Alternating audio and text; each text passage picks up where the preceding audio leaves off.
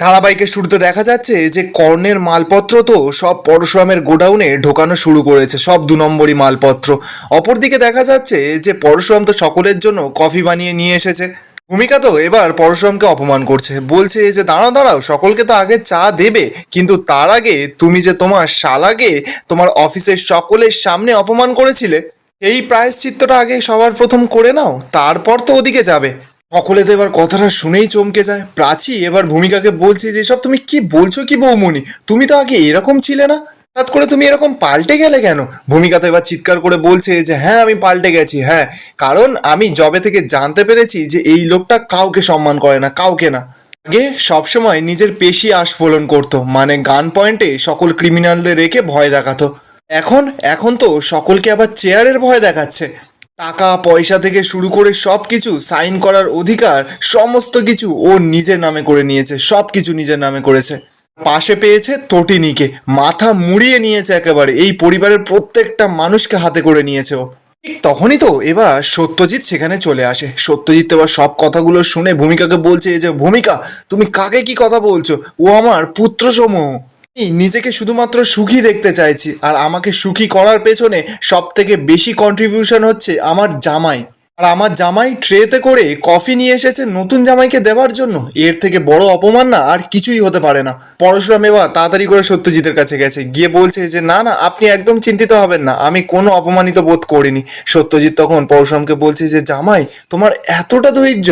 পরশুরাম তো তখন বলছে যে না না, আমি ওনার কথায় কোনো কিচ্ছু মনে করিনি, আসলে বৌমনি বোধহয় বুঝতে পেরেছে যে ওনার স্বামীর এক ফোঁটাও যোগ্যতা নেই ওই চেয়ারটায় বসার, তাই বোধহয় মনে একটু জ্বালা ধরেছে, ভেতরে একটু ঈর্ষা হয়েছে, তাই না? ভূমিকা তো এবার চিৎকার করে বলছে যে শাট আপ শিবপ্রসাদ। পরশুরাম তো এবার সত্যজিতের কাছে গিয়ে বলছে যে হ্যাঁ, এই যে আপনি আমাকে যে এই কোম্পানির মাথায় বসিয়েছেন, সেটাই কিন্তু কেউ মেনে নিতে পারছে না। আর আমি সকলের সামনে একটা কথা বলতে চাই যে আপনাদের এই কোম্পানি থেকে না আমি একটা টাকাও কিন্তু উইথড্র করি না। আপনাদের অ্যাপ্রুভাল টিম আর কমার্শিয়াল টিমের পারমিশন ছাড়া আমি কোনো কিছু অ্যাপ্রুভালও করি না। আমি তো শুধুমাত্র ওই কোম্পানিতে থেকে চারিদিকে পরিদর্শন করছি, এই বাড়ির কেউ কিন্তু বনবাসে যায়নি, আসলে বাড়িটা তো পুরো জঙ্গলে পরিণত হয়েছে। আচ্ছা বলছিলাম কি বাবা, আমি না সত্যি কিচ্ছু মনে করিনি, আপনি এসব কথা ছাড়ুন, আপনি এখন কফি নিন তো। পরশুরাম তো এবার সকলকে আর একটা কথা বলে দেয়, বলছে যে আমি আরেকটা কথা বলতে চাই, জুতো যতই দামি হোক না কেন, সে কোটি কোটি টাকা দাম হলেও না সেই জুতোটাকে কিন্তু সকলে পায়েই পড়ে। আর 1 টাকার টিপের পাতা সেটাকে কিন্তু সকলে মাথায় পড়ে। আর দেখুন আমি কিন্তু গরিব হতে পারি, আর এই যে আমার শ্বশুর মশাই, সে কিন্তু আমাকে পুরোপুরির জন্য মাথায় তুলে রেখেছে। আর এই যে নামি দামি সোনার টুকরো, সোনার চামচ মুখে করে নিয়ে জন্মানো ছেলেটাকে কিন্তু উনি জুতোর জায়গায় সম্মান দিয়েছে, মানে বাবিনকে বলছে। কথাটা শুনেই তো ভূমিকার ভীষণ খারাপ লাগে, চিৎকার করে বলছে যে শিবপ্রসাদ, আয়ুষিও তো এবার পাগলামো শুরু করে দিয়েছে, বলছে যে কি ভাষা দেখেছো, কিভাবে অপমান করছে। সত্যজিৎ তখন বলছে যে যা করছে একদম বেশ করছে, আর জামাই তুমি আমাকে ট্রেটা দাও। তটিনী তখন বলছে যে না ড্যাডি, ওই কফিটা সার্ভ করুক। আর একবার যখন সকলে আবদার করেছে যে ওর হাতের রান্না খাবে, তখন কফি থেকে আইসক্রিম ওই সার্ভ করুক। এরপর দেখা যাচ্ছে যে পরশুরাম তো এবার সকলের হাতে হাতে কফিগুলো দিয়ে দেয়, দিয়ে বলছে যে আপনারা এবার নাচ গান করুন, আমার তো ওদিকে আবার রান্না চলছে, আমাকে কিচেনে যেতে হবে, আমি যাই। উঠে নিতে এবার সঙ্গে সঙ্গে পরশুরামকে বলছে যে আচ্ছা শোনো, তাহলে আমিও স্নান করতে চলে গেলাম, হ্যাঁ একটু ফ্রেশ হয়ে আসি। তো তটিনীতে এবার পরশুরামকে ইশারা করে করে কিছু একটা বলে দেয়, তো পরশুরাম হ্যাঁ করে দেয়। তটিনী তো এবার সুরসুর করে ওখান থেকে কেটে পড়ে। পরশুরাম যখন এবার যেতে যাবে, সত্যজিৎ তো পরশুরামকে থামায়, বলছে যে জামাই তুমি শোনো, আমিও তোমার সঙ্গে রান্নাঘরে যাব। আরে বাবা, তুমি যদি সবজি কাটতে পারো, তুমি যদি রান্না করতে পারো, আমি কাটতে পারি না? সকলে তো এবার অবাক হয়ে যায় কথাটা শুনে। দীপালি তো এবার সঙ্গে সঙ্গে সত্যজিতের কাছে গেছে, গিয়ে বলছে যে না না, তোমাকে এক ফোঁটাও রান্না করে যেতে হবে না, তুমি এসব কিচ্ছু পারবে না, আমি বরঞ্চ গিয়ে করে দিচ্ছি। সত্যজিৎ তো কিছুতেই শুনছে না। সত্যজিৎ দীপালিকে বলছে যে না না, তোমরা এখানে থাকো, আমরা আজকে কামাল করে দেবো। সত্যজিৎ তো এবার লাট্টু পিকু সকলকে নিয়ে পরশুরামকে নিয়ে রান্নাঘরে চলে যায়। ঠিক তখনই দেখা যাচ্ছে যে গৌরবের ফোনে এদিকে কারোর যেন একটা ফোন আসে। গৌরব তো এবার সকলের মাঝে ছিল, ওখান থেকে সাইড হয়ে গিয়ে ফোনটা ধরে কাকে যেন একজনকে বলছে যে আজকেই যেন কাজটা হয়ে যায়, আমি এদিকে ওকে আটকে রেখেছি, কেউ তোমাদের কাজে বাধা দেবে না।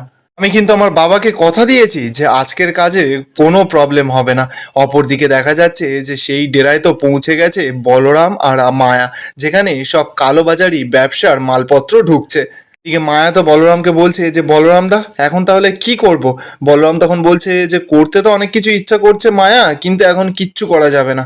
এবার তো বলরাম সঙ্গে সঙ্গে পরশুরামকে ফোন করেছে, পরশুরামকে ফোন করে বলছে যে আমার কাছে পাক্কা খবর আছে যে কনসাইনমেন্টগুলো এখানে ঢুকেছে, কিছুক্ষণ পরই কিন্তু বেরিয়ে যাবে। কি করব তুই এখন বল। পরশুরাম তখন বলছে যে তুই চিন্তা করিস না, কিছুক্ষণ পরেই তটিনী ওখানে পৌঁছে যাবে। তো বলরাম তখন বলছে যে ডিফিকাল্ট, কিন্তু এখানে অনেক লোকজন আছে, ওরা কিন্তু এটা পুরোপুরি প্ল্যান করে করেছে। ওই কর্ণ চ্যাটার্জি না তোকে হাতের পুতুল বানাতে চাইছে। পরশুরাম তখন বলছে যে কোনো লাভ নেই, সমস্ত সুতো আমার হাতে বাঁধা, কিন্তু এখন হয়তো আমার হাতে সুতোটা নেই। তবে যাই হোক, তোরা শুধু নজর রেখে যা, যখন টাইম হবে অ্যাকশন চালু করে দিবি। বলরাম তখন বলছে যে পরশুরাম তবে তটিনীর আসতে লেট হলে কিন্তু আমি অ্যাকশন শুরু করে দেব। পরশুরাম তখন বলছে যে তুই একটা কথা মনে রাখবি, তটিনী কিন্তু কখনো লেট করে না, ও ঠিক টাইমে পৌঁছে যাবে বলরাম। এই বলেই তো পরশুরাম এবার ফোনটা কেটে যায়। সত্যজিৎ তো এবার দাঁড়িয়ে দাঁড়িয়ে দূর থেকে একটু শুনতে পেয়েছে, পরশুরামকে বলছে যে কি জামাই কোনো প্রবলেম নাকি। পরশুরাম তো এবার কথাটা সঙ্গে সঙ্গে ঘুরিয়ে দেয়, তখন হাসতে হাসতে বলছে যে না না কোনো প্রবলেম নেই, দেখি আপনি কিরকম ভাবে সবজিটা কাটছেন, দেখি আমি একটু সাহায্য করি। সত্যজিৎ তো এবার পরশুরামকে বলছে যে এই দেখো জামাই আমি এই তো সবজিগুলো কেটেছি। পরশুরাম তো এবার সবজি কাটাটা দেখেই বলছে যে এ বাবা এইভাবে কেউ সবজি কাটে নাকি। সত্যজিৎ তখন বলছে যে দূর আমি কি কখনো সবজি কেটেছি নাকি। পরশুরাম তখন বলছে যে তাহলে তাহলে আপনি এলেন কেন। সত্যজিৎ তখন হাসতে হাসতে বলছে যে এলাম কারণ এলাম তোমার পাশে দাঁড়াবো বলে। তা চাইছে তোমাকে চাকর বানিয়ে রাখতে, কিন্তু আমি চাই না যে তোমার কোনো অসম্মান হোক। তোমাকে ওরা যত চাইবে নিচে নামানোর জন্য, আমি তোমার দিকে হাত বাড়িয়ে রয়েছি তোমাকে ওপরে তোলার জন্য।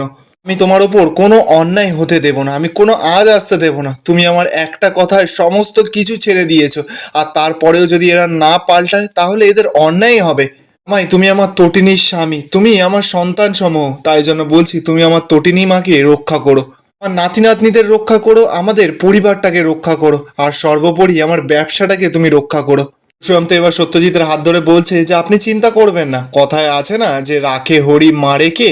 তো পরশুরাম এবার মনে মনে বলছে যে রাখে তটিনী মারে কে।